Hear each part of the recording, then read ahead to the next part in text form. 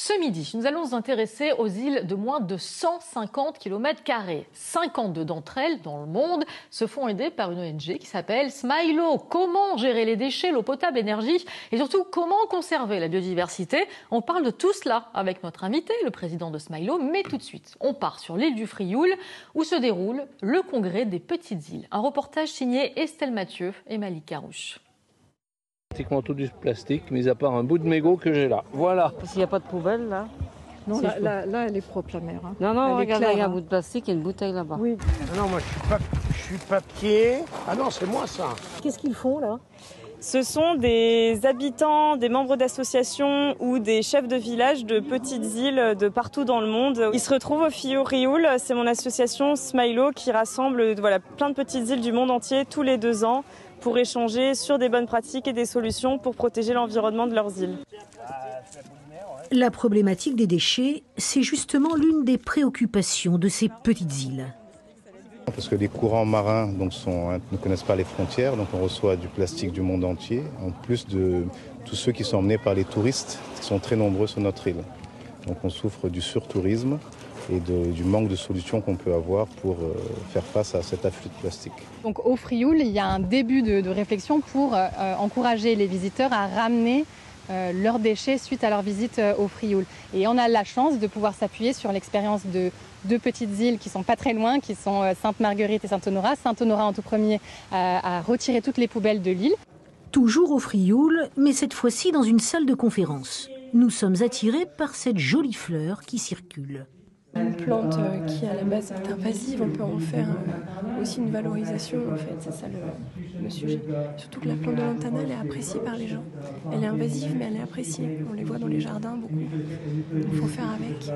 Avec la lantana, ils en ont fait un cadre. Sur les espèces invasives, deuxième thématique du congrès, d'île en île, on s'échange les problèmes, les solutions, les projets. La voilà, l'ambition du Smilow. Accompagner dans leur développement durable les petites îles du monde entier. Il y en a 180 000 et l'espace d'une semaine, c'est l'île du Frioul qui a montré l'exemple. Bonjour Maxime Prodromides. Bonjour. Avec vous, je voudrais aller droit au but. Avec la montée des eaux, des îles dans le monde vont peut-être bientôt disparaître. Quelles sont les premières concernées ? Les premières îles concernées par la montée des eaux, ce sont plutôt les îles de l'océan Indien, du Pacifique.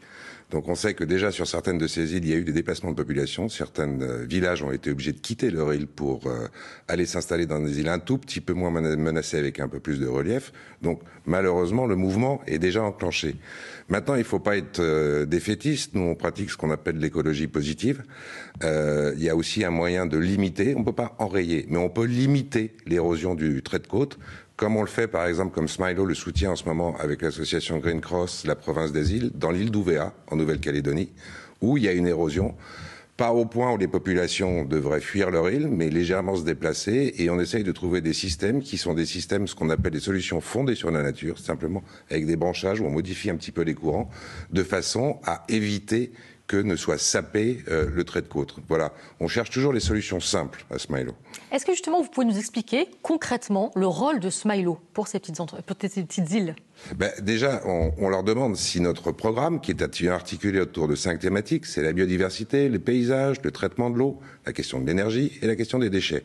Mais notre souci principal, c'est la biodiversité, et les 3 dernières thématiques sont celles du développement durable, pour le maintien de la biodiversité.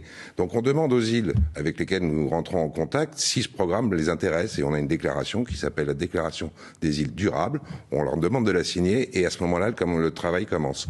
Elles font une sorte de diagnostic de leurs besoins essentiellement et elles nous disent on aurait besoin d'insister là-dessus et de financer ceci ou cela. Et donc on cherche des solutions pour financer. Ça peut être des restaurations de coraux, ça peut être du traitement des déchets, ça peut être fabriquer du compost avec des déchets organiques, ça peut être éventuellement des solutions énergétiques, c'est-à-dire des installations légères pour produire de l'électricité avec du solaire plutôt qu'avec du fioul, mais c'est toujours des installations légères. Hein. On ne va pas se lancer, on ne se lance pas sur des petites îles, dans des grandes fermes d'agrivoltaïsme, ce qu'on appelle maintenant l'agrivoltaïsme. On cherche toujours des solutions à la fois combinées et simples.